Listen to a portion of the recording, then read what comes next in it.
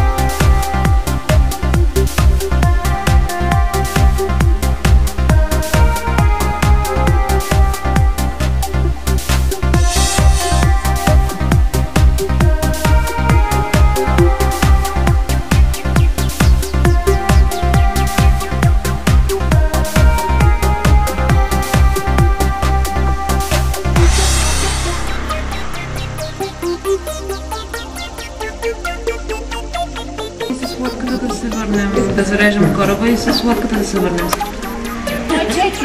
Ама не е защото ти е лошо времето и тогава храната е двойна. Ето, дабъл фуд, дабъл.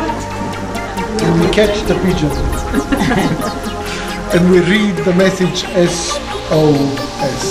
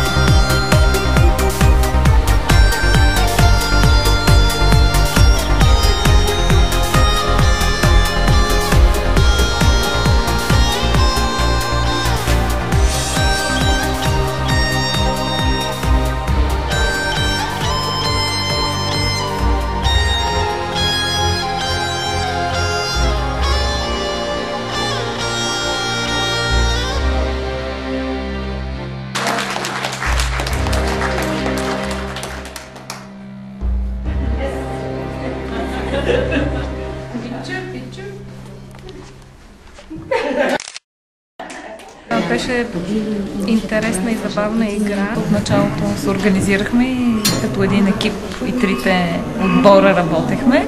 Имаш тънки моменти, които ако ги изпуснеш, не можеш да се добереш до съкровищата.